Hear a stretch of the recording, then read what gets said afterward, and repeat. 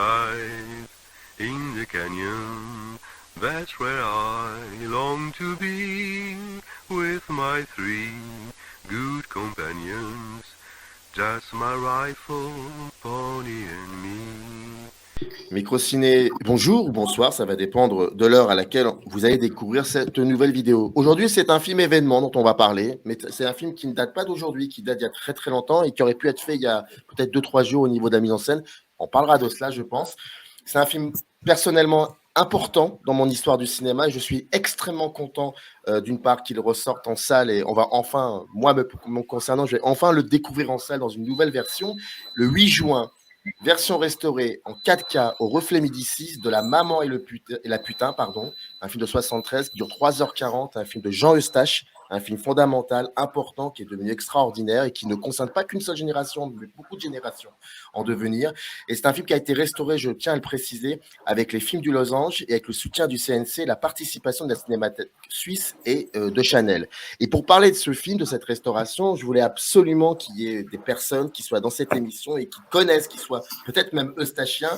Et on cherche un petit peu et puis on trouve un livre qui s'appelle La Maman et la Putain, politique de l'intime. C'est un ouvrage collectif sous la direction de Arnaud Duprat et Vincent Louis. C'est édité chez Le Bordelot dans la collection Cinéfocale qui a été fondée par Alain Kleinberger et Jacqueline Nakache, ma prof de cinéma d'il y a très longtemps, donc c'est très sympa. Le bouquin, il est là. Et les invités, Arnaud Duprat et Vincent Louis, sont là. Merci à vous. Comment allez-vous ? Très bien. Très bien. Est-ce que vous avez, parce que le film a été projeté à Cannes, est-ce que vous avez eu l'occasion de le découvrir, ce film ? Enfin, vous avez eu l'occasion de découvrir la fameuse version restaurée à Cannes, ou peut-être même avant, je ne sais pas. Ou est-ce que vous avez des retours sur cette version restaurée ? Je l'ai vu à Cannes. Je ne sais pas, toi, tu l'as pas vu, toi, Arnaud. Donc, j'attends j'étais à la le 8 juin. projection unique, en fait, qui s'est passé le 17 mai dernier. Donc en salle Debussy à Cannes, qui était une projection en présence de Françoise Lebrun et Jean-Pierre Léaud qui est arrivé à la fin. Et donc, c'était une très belle projection, très émouvante dans cette version qu'on voyait tous pour la première fois, puisque en fait, alors faut peut-être raconter l'histoire pour comprendre pourquoi la restauration a été si compliquée, si tardive, et l'histoire du film. Et c'est vrai qu'en tout cas, personne n'avait vu, puisque le film avait été en réalité à l'époque gonflé en 35 mm, ayant été tourné en 16 mm. Et en fait, dès sa sortie en 1973, en fait, l'image et le son étaient dégradés par rapport à ce qu'avait voulu faire Eustache, et puis surtout son opérateur Pierre Lhomme et son ingénieur du son Jean-Pierre Rue, qui ont en fait jamais vu la réalité de leur travail, puisqu'en fait, à l'époque, les conditions de projection, les conditions de transformation d'un film en 16 mm pour être diffusé en 35 dans des salles, dans un parc de salles de l'époque, permettaient pas simplement de rendre hommage à leur travail. Donc, personne n'avait vu ce film qui a été tiré, numérisé donc en 4K, directement depuis le négatif inversible qui était conservé depuis l'origine par les laboratoires Éclair, et qui, en fait, du coup, peut révéler pour la première fois la qualité du travail de la lumière et du son, et rendre, du coup, toute sa valeur à ce film de Jean Eustache que, voilà, personne n'avait jamais vu dans cette version-là. Mais j'ai cru comprendre, je crois, qu'il y avait quelque chose, une séquence ou quelque chose comme ça qui avait été peut-être rajouté, si j'ai cru comprendre cela. Oui, alors effectivement, ça a été un peu l'ombre au tableau, si j'ose dire, c'est-à-dire que tout le monde était très content. Mais alors, il y a une petite scène qui est très problématique, qui se situe à peu près aux 2/3 du film, et qui est assez stridente, qui est assez bruyante, qui est tout à fait différente du reste du film. Cette petite scène montre le personnage de incarné par Jean-Pierre Léaud et Bernadette Lafont, c'est-à-dire Marie et Alexandre, qui vont au cinéma voir un film qui s'appelle Les Idoles de Marco, qui est sorti en 68 et qui est un des films emblématiques de 68, dans lequel jouent Jean-Pierre Calfon, Bulogier, Pierre Clément, etc., et Bernadette Lafont. Et donc, on voit, en fait, je sais pas, c'est 4 plans, hein, cette scène, elle est très courte, elle fait probablement moins d'une minute.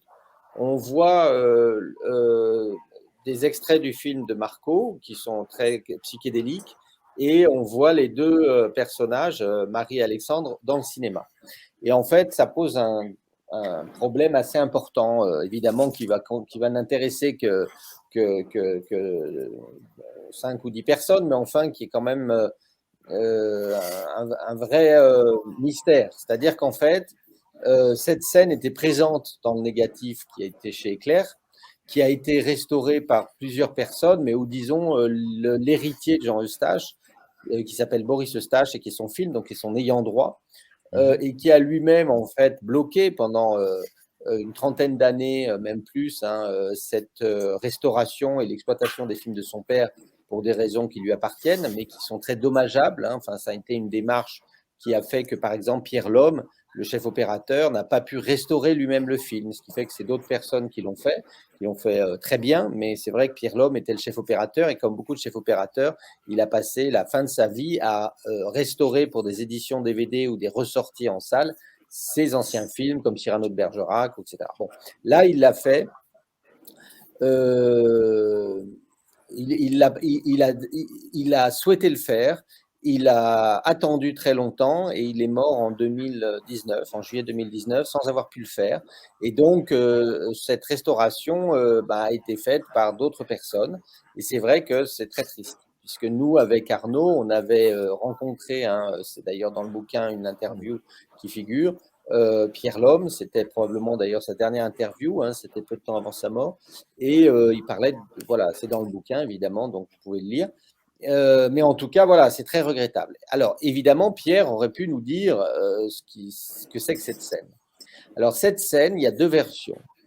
Il y a la version, puisqu'elle apparaît dans le film, qui est celle de Boris Eustache, qui est une version, et j'ai discuté avec des gens qui travaillent avec lui et qui nous expliquent leur point de vue. D'après Boris Eustache, cette scène était présente dans la version de La Maman et la Putain qui est sortie dans les salles en 1973 et qui a été jusqu'en 1982 avec cette scène. Et lui, Boris Eustache, l'aurait retirée. Et ce qui fait que la version qu'on a tous vue, qui était une version de très mauvaise qualité sur YouTube ou quand ça passait de temps en temps, soit à la télé, soit voilà, il n'y avait pas cette scène et que c'était une décision de Boris Eustache après la mort de son père.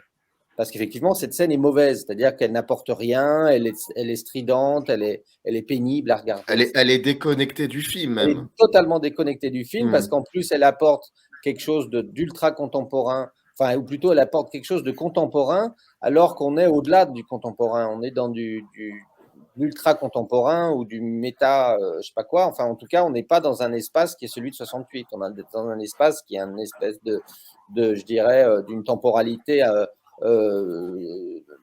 impossible à situer dans La Maman et la Putain. Et donc, du coup, ça date énormément le film. Ça crée une rupture très pénible pour les spectateurs qui connaissent la version qu'on a toujours vue.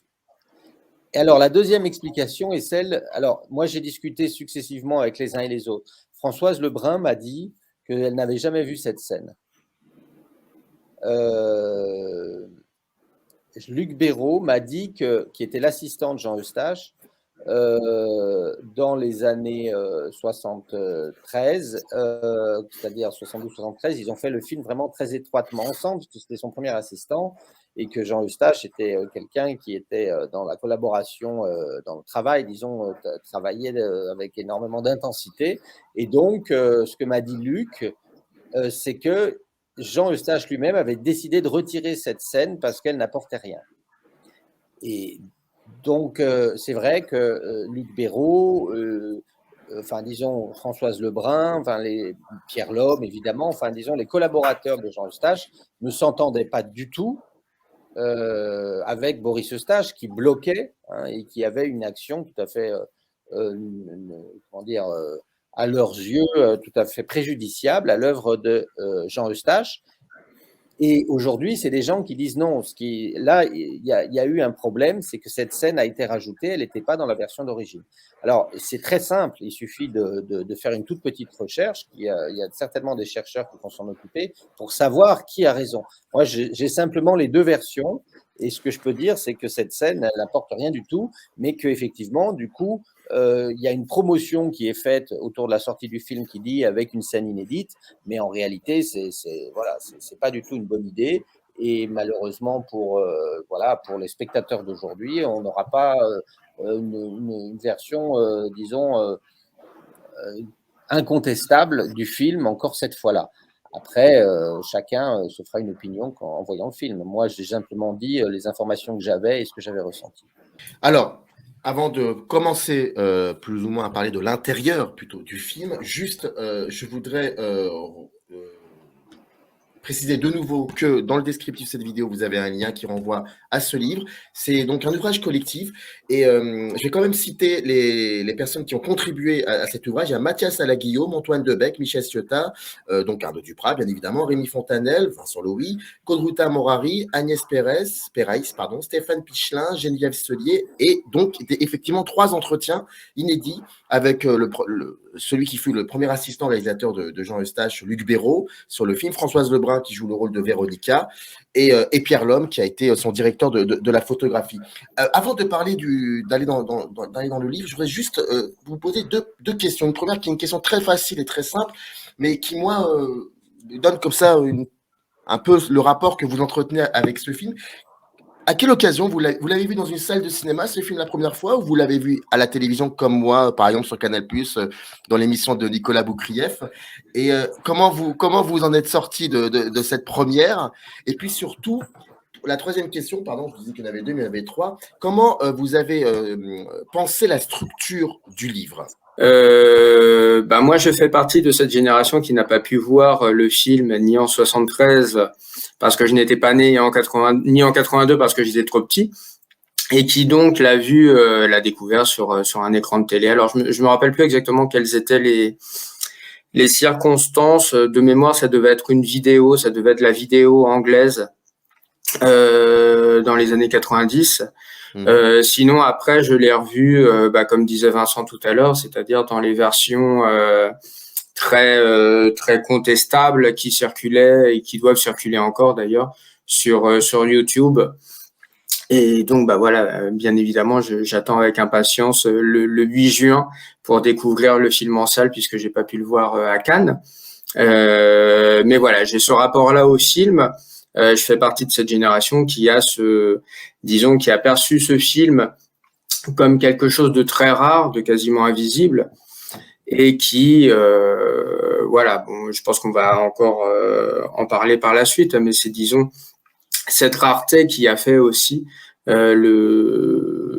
l'intérêt pour toute une génération autour du film d'Eustache. Moi, la première fois que je l'ai vu, j'ai été complètement perturbé par ce que je voyais. C'était pas si évident que ça, mais il y avait une envie très forte de le revoir tout de suite. Bon, il s'est avéré qu'on pouvait pas le revoir tout de suite. Mais c'est ça a toujours été la première fois que je l'ai vu, quelque chose qui, je crois même que c'est la seule fois dans ma petite vie de spectateur cinéphile où j'avais ressenti cela, et qui plus est devant un film français qui avait cette particularité incroyable de parler de cette manière. Et donc, c'était pour ça que ça m'intéressait de voir comment la position que vous entretenez et le rapport avec ce film. Oui, je pense que oui. Enfin, évidemment, ça fait déjà un petit bout de temps, mais mon souvenir, c'est un certain impact et la sensation d'avoir vu quelque chose qui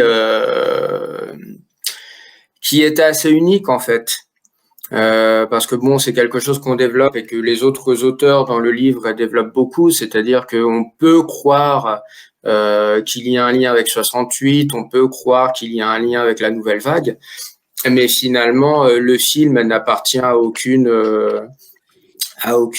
mouvement ou à aucune école entre guillemets, et donc c'est vraiment cette sensation-là, la sensation d'avoir vu quelque chose d'unique. Et qui, bien évidemment, tout de suite présente une qualité d'écriture, une qualité de mise en scène, une exigence et une rigueur dans la direction d'acteur tout ça, ça fait du film une œuvre unique. Donc moi j'ai vu le film assez tard, hein, il y a une dizaine d'années sur YouTube. Donc voilà, alors avec des versions très mauvaises.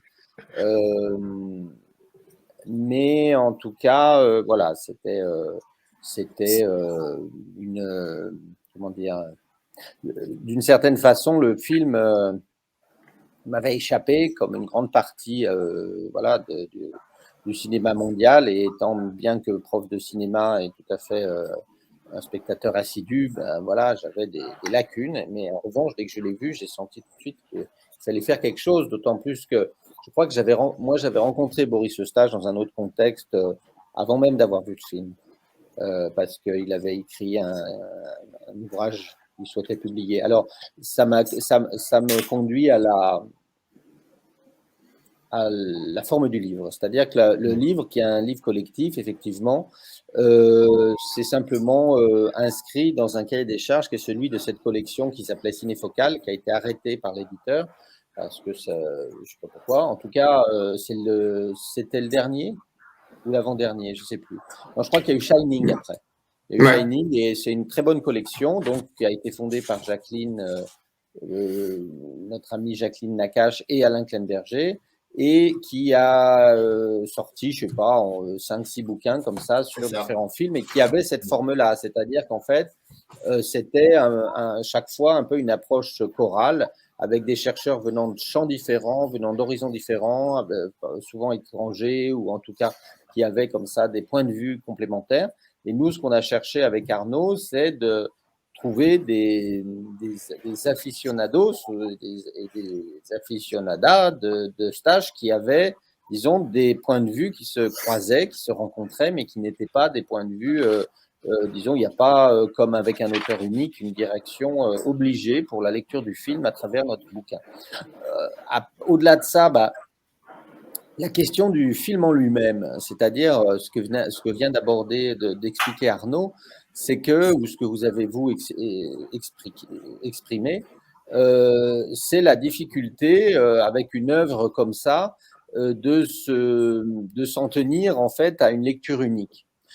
C'est-à-dire qu'il y a très peu de films qui sont aussi riches dans l'histoire du cinéma. Et d'une certaine façon, moi je l'ai comparé beaucoup à Renoir, hein, puisque Renoir était un des maîtres de stage, mais pour moi c'est le film le plus proche, c'est La règle du jeu. C'est-à-dire qu'en fait, même si c'était pas un des films, disons, un des films favoris de Jean Eustache, qui préférait les films de la période du début des années 30, et qui partageait avec Renoir une certaine férocité, enfin avec le Renoir de cette époque, une certaine férocité et une certaine crudité ou cruauté du regard social et des rapports entre les personnages, etc. Disons que ce qu'on voit avec La maman et la putain, c'est effectivement, comme je disais tout à l'heure, c'est l'ultra contemporain, qui est celui de la société post-68, c'est-à-dire d'une société qui a profondément craqué par une sorte de rupture civilisationnelle, et qui, en fait, a fait rentrer le monde dans une sorte de nouvelle série de normes et de nouvelles grilles de lecture, de nouveaux paradigmes. Et c'est une description de ce bouleversement, mais qui n'apparaît pas, qui n'est pas présenté comme tel, exactement de la même façon que La règle du jeu, en 1939, opère exactement le même type de démystification et de coup de projecteur sur la société française de la débâcle, hein, puisqu'on est en 1939, le pays est en train de s'effondrer, puisque c'est la drôle de guerre, et c'est la fin de la Troisième République, une république qui a duré 70 ans, qui a donné un modèle pour tout le monde occidental en matière de gouvernance, de pilotage et de réformes sociales et de progrès. Eh bien, ça va s'effondrer, et la règle du jeu est tout à fait comparable dans son importance et dans sa lucidité par rapport à cette époque, à l'ouvrage de Marc Bloch, hein, L'étrange défaite.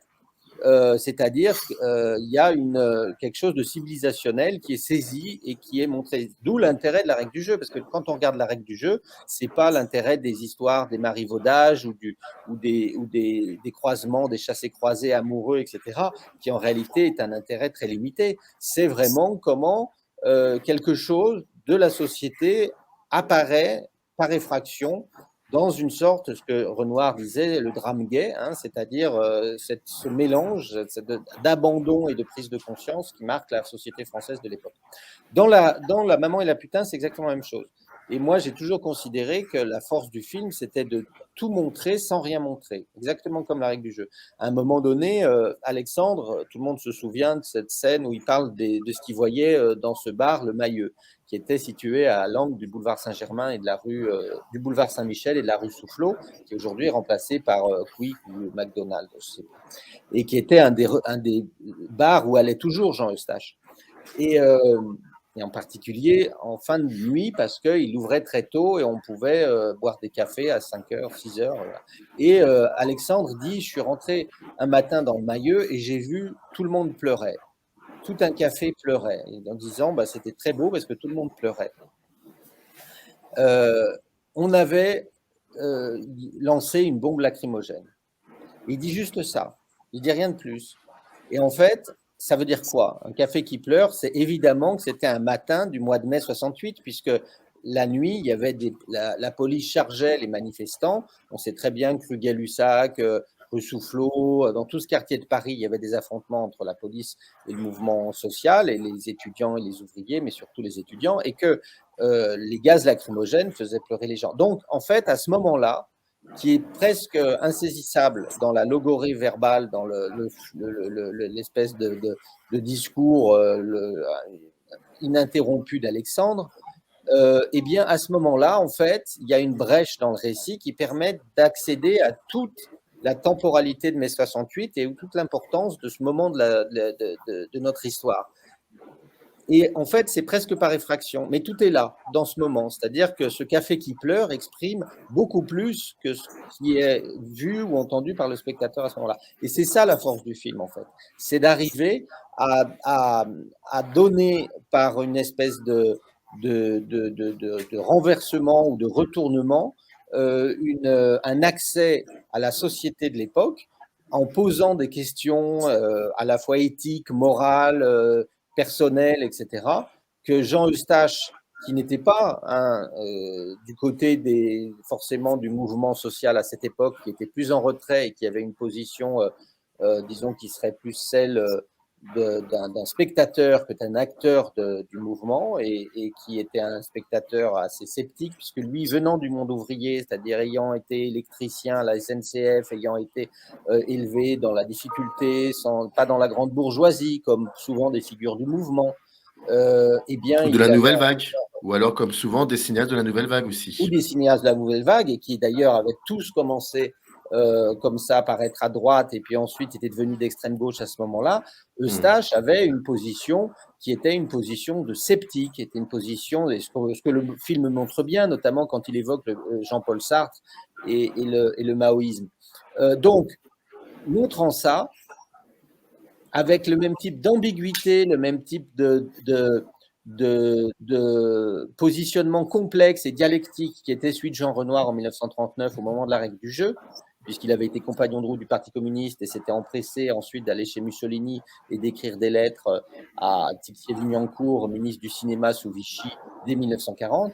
Donc, c'est des positions qui, pour Eustache merci de le rappeler. Hein. C'est pas tous les jours qu'on entend ça. C'est pas voilà, sont très compliqués à justifier, si vous voulez. Et en fait, puisque Renoir, après avoir fait la règle du jeu, va faire la Tosca dans l'Italie mussolinienne, de même que Eustache, en fait, en réalité, va exprimer dans son film une certaine forme d'anarchisme de droite à travers le personnage qui lit, vous savez, on voit, il exprime une certaine nostalgie pour l'époque où les soldats, où les femmes se jetaient au cou des soldats. Est-ce que tu as toujours ton livre sur la Gestapo? Ils écoutent Sarah Leander, qui est une chanteuse de l'époque nazie, que les nazis avaient promu pour essayer de remplacer Marlène Dietrich, qui était une anti-nazie et qui était partie en Amérique. Donc, toutes ces petites choses, en fait, dessinent un paysage moral et politique ultra complexe. Et donc, le livre a essayé de rendre compte de cette complexité à travers des portraits, des visions croisées qui permettent au lecteur de se faire une opinion avec beaucoup d'outils à sa disposition. Disons, moi, ce qui m'a beaucoup intéressé dans le film, bon, je précise déjà à la base que je ne suis pas eustachien. Le livre est vraiment né de l'initiative de Vincent qui m'a très gentiment proposé d'y participer. Et en fait, moi, ce qui m'a toujours intéressé, ce qui m'intéresse encore aujourd'hui par rapport à ce film, c'est ce qu'on disait tout à l'heure, c'est-à-dire qu'il a la réputation d'être un grand chef-d'œuvre. Bon, il a été classé par les Inrecuptibles, par le Time, etc., comme un des films les plus importants de l'histoire du cinéma. Et en même temps, contrairement aux autres films identifiés comme des chefs-d'œuvre, c'était un film quasiment invisible. Donc du coup, il y a un imaginaire autour du film qui s'est construit avec une force, avec une importance, et qu'il n'y a peut-être pas avec les autres films, ou en tous les cas un imaginaire qui est plus déconnecté de la réalité de l'œuvre, ce qui n'est pas le cas avec les autres films. Et donc, ce qui était passionnant avec ce livre, c'était vraiment de revenir sur la perception qui existe sur un film qui n'est pas visible ou qui est très difficilement visible, et voir un petit peu, et revenir un petit peu, et offrir un regard nouveau sur ce film. C'est ce que disait justement Vincent tout à l'heure. C'est aussi, bon, si on reprend un petit peu le livre, notamment ce que fait Geneviève Cellier au sujet du féminisme, au sujet de la misogynie qui a été, disons, qui a caractérisé le film pendant longtemps. Voilà, c'est les discours politiques, et c'est toutes ces choses-là. Et ce qui est intéressant aujourd'hui, puisque le livre a été fait à une époque où le film était très peu visible, ce qui va être passionnant aujourd'hui et dans le futur, c'est de voir comment cet imaginaire autour du film va évoluer, puisque maintenant le film va être plus facilement accessible. En tous les cas, je l'espère. J'espère qu'après l'exploitation en salle, il y aura également une exploitation sur d'autres supports qui permettront aux nouvelles générations de s'approprier le film. Ça, c'est certainement la continuité logique de tout cela. Alors, je sais qu'il y a beaucoup de choses à dire, mais on ne pourra pas tout dire malheureusement. Juste, il y a deux, trois petites choses. Il y a un moment, Françoise Lebrun, parmi les 3 entretiens que vous avez fait, Jean-François Lebrun, que je rappelle, qui joue le rôle de Véronica dans ce film, dit quelque chose comme... Elle parle de la maman et la putain, mais aussi de mes petites amoureuses. Et elle dit en gros que ce sont 2 films comme ça sur la parole. Et elle dit même comment peut-on être bien dans sa peau quand on ne sait pas utiliser le langage, donc sur le langage. Donc il y a ça d'un côté. Il y a de l'autre côté, vous l'avez évoqué Arnaud, sur ce texte où on revient sur la parole libérée, où il y a un peu de lyrisme, de pessimisme, d'ironie surtout, et en même temps, ça cache aussi peut-être une confusion idéologique, ce que vous disiez. Moi, j'ai très souvent entendu ici et là le mot réactionnaire associé à ce film. Voilà, donc on a d'un côté ce langage, quelque chose de très révolutionnaire, et puis de l'autre côté, il y a aussi des confusions par rapport à tout cela. Qu'est-ce que vous en pensez? Est-ce que c'était aussi ça qui a fait que quand le film est passé à Cannes en 1973, il y a eu cette polémique incroyable? Est-ce que c'est relié tout cela? Et dernière petite question, on est en 2022 quand même, et il s'est passé pas mal de choses, pas forcément dans le niveau cinématographique, mais dans le niveau sociétal. Qu'est-ce qui peut être représenté? Qu'est-ce qui ne peut l'être? Et ça, moi, ça m'intéresse vraiment de savoir aujourd'hui comment ce film va être perçu par des générations. Ça qui, je pense, va être assez excitant. Le film a énormément frappé à l'époque, énormément agité les gens, essentiellement pour des raisons qui tenaient à la visibilité du sexe et au mot du sexe, au fait que les gens dans ce film décrivaient la sexualité de façon très crue, employant le terme baiser à tout va et décrivant des situations, et en particulier le fait qu'il y avait cette espèce de couple à trois. Ça, si vous voulez, c'était la surface des choses. Et c'est d'ailleurs aujourd'hui, pour nous, anodin, on ne fait pas très attention à ça quand on voit le film aujourd'hui. En revanche, on voit que le film est très important, mais pas pour ça. Évidemment, il a saisi le mouvement de la libération sexuelle, et autre chose qui apparaît très clairement dans le film, c'est le mouvement de libération de la femme. Il y avait à l'époque le MLF qui est cité dans le film. Il y avait énormément de mouvements qui permettaient aux femmes d'espérer avoir plus d'indépendance et une certaine, disons, maîtrise de leur destin, et qui passait de façon incontestable par la maîtrise de leur vie sexuelle et du contrôle qu'elles avaient sur leur corps. Et c'est très apparent dans le film, c'est très évident. C'est-à-dire que le personnage de Véronica, en fait, est un personnage qui va avoir comme ça une importance dans la France de l'époque, probablement une force de transgression énorme, puisque c'est un personnage qui, à travers une sexualité libérée, va venir jouer un peu les troubles faits dans le couple installé Alexandre-Marie, mais au-delà de ça, va tendre un miroir au spectateur de l'époque et à la France post-68, qui aujourd'hui est encore très, enfin, disons, garde une grande actualité, parce que ce miroir, finalement, qu'est-ce qu'il renvoie? C'est d'abord, c'est pas du tout un discours de libération sexuelle et du fait que la liberté sexuelle est un aboutissement en soi. C'est-à-dire que la question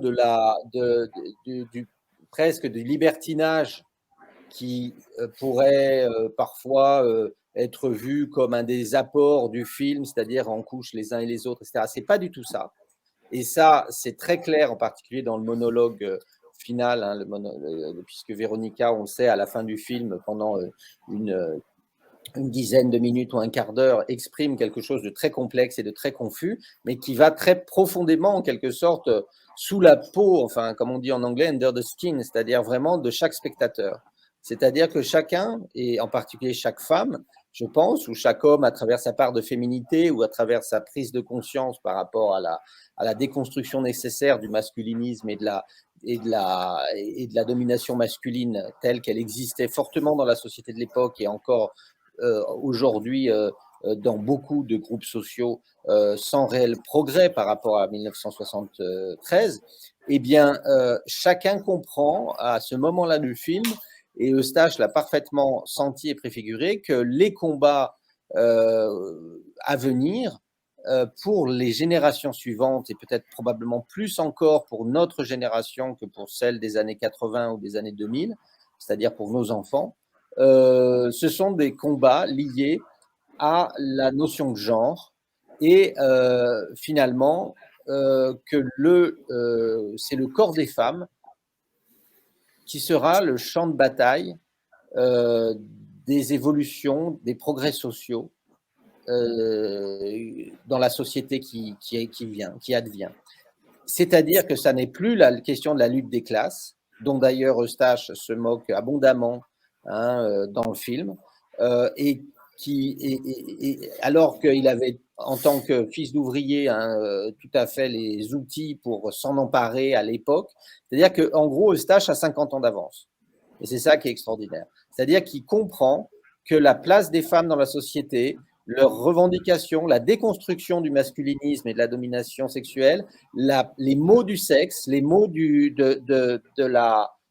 il y a ce moment tout à fait important où elle maquille Marie et puis Alexandre, et où les deux femmes, Véronica et Marie, se moquent d'Alexandre en disant en gros qu'il faudrait qu'il se fasse enculer parce qu'il aura besoin de ça, il le sait, tu sais que tu en as besoin, etc. Et donc ça va très loin dans la déconstruction, évidemment, du modèle masculin, et c'est d'ailleurs un des passages, disons, du chemin de croix de ce personnage, qui petit à petit, alors qu'au début, il y a une toute puissance du langage d'Alexandre, va être réduit au silence et va être réduit à une espèce d'impuissance qui est aussi bien une impuissance en tant que personnage, mais aussi en tant que mâle et en tant que avec ses copains dont on a vu qu'ils étaient tous très très pénibles hein, dans leur commentaires souvent très misogynes et très avec l'expression d'une sorte de domination et d'un certain snobisme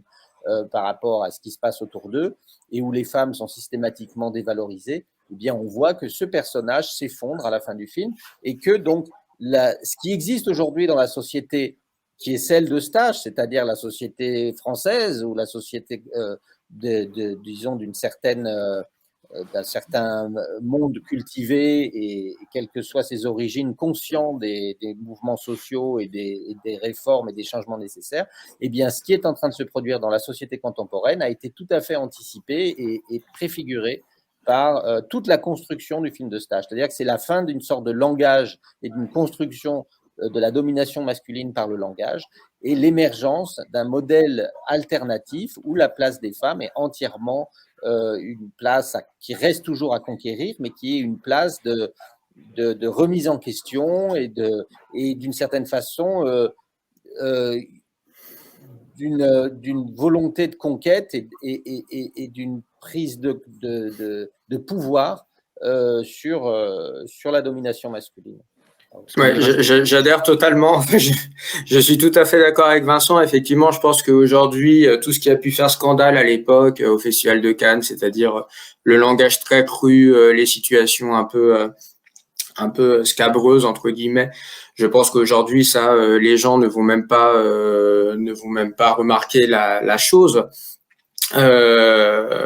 J'espère que le public d'aujourd'hui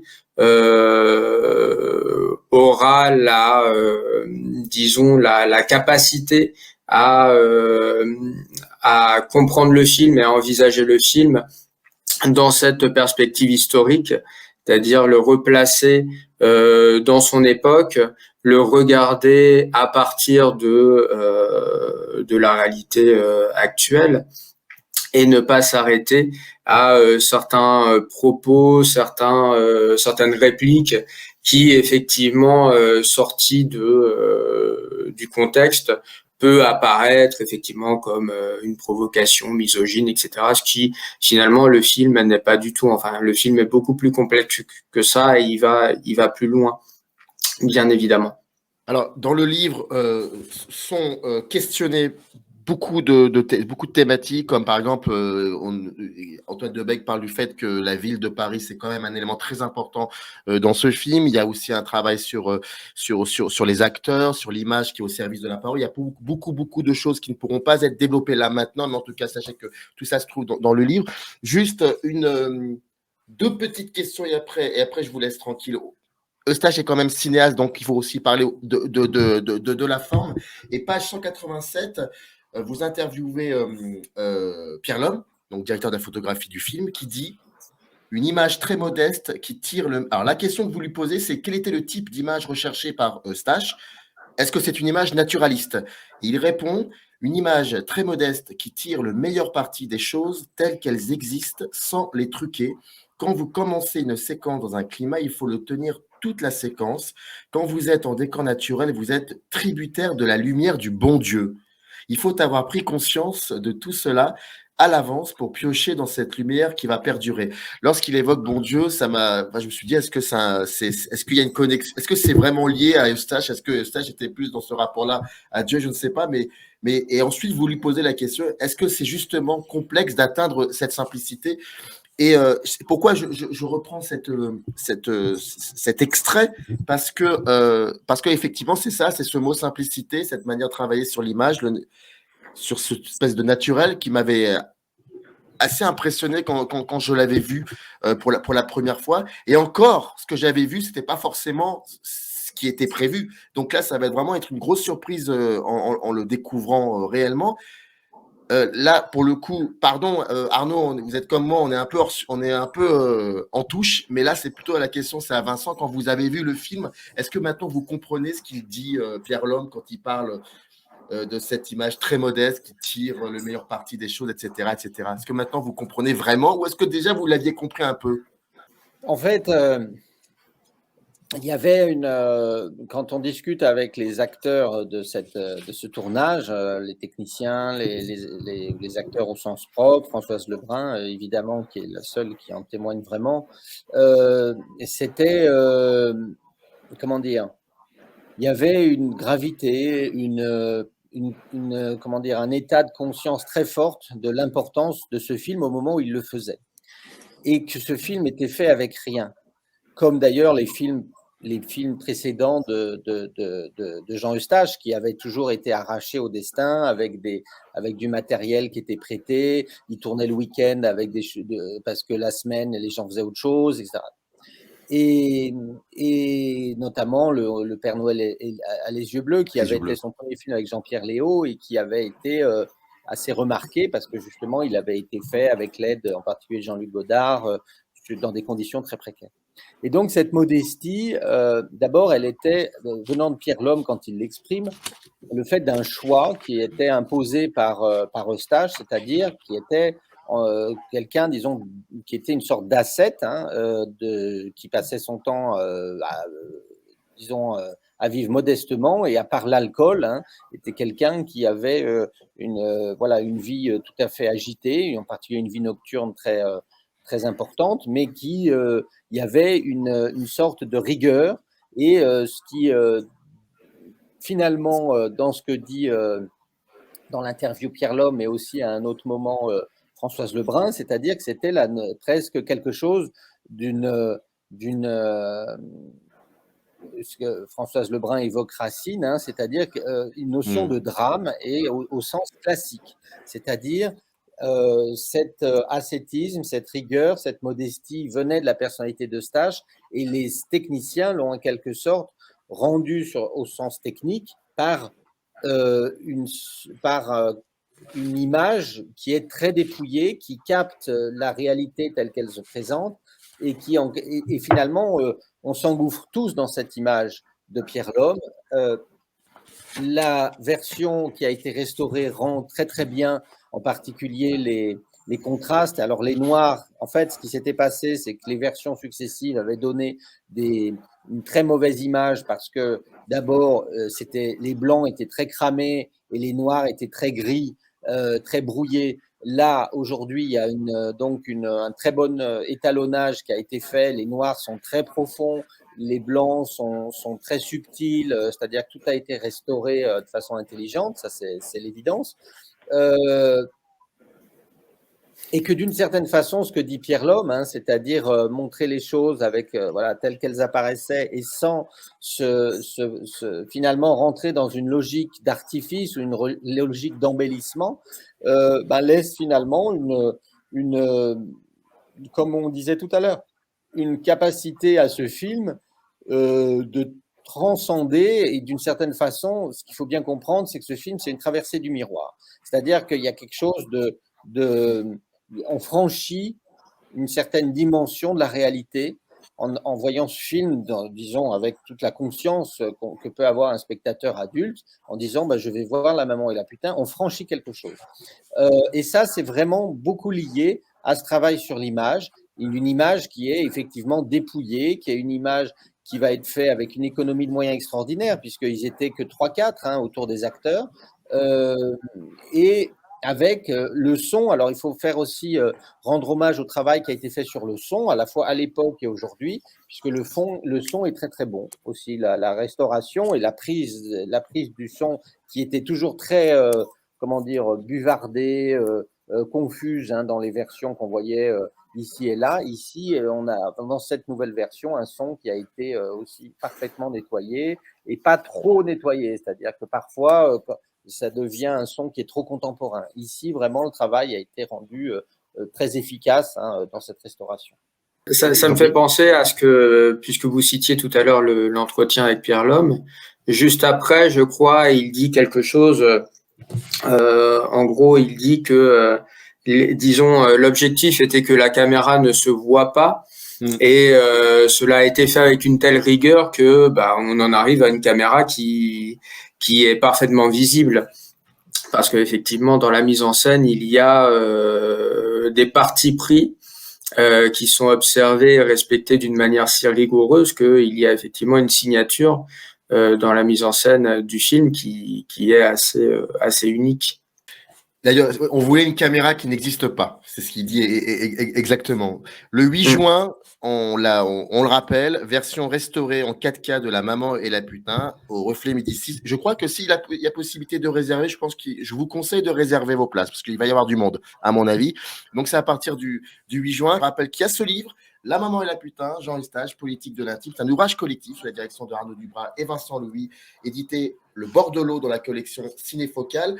Et avant de vous laisser partir, de vous laisser tranquille, page 183, Luc Béraud, l'assistant réalisateur de Eustache, dit il avait une expérience de documentariste en parlant d'Eustache. Il regardait la réalité et dans la fiction, il a recherché. Parce que ce qu'on a omis de dire, enfin ce que j'ai omis de vous donner comme perche, c'est que c'est aussi quelqu'un qui travaillait beaucoup la subjectivité et c'est vraiment un film extrêmement personnel, c'est très autofictionnel et ça, je pense que c'était aussi important de le dire comme ça, mais dans le livre, on en parle énormément. Merci beaucoup Arnaud Duprat, Vincent Louis d'avoir pris le temps de répondre à mes questions et puis hâte d'être au 8 juin. Merci à vous en tout cas.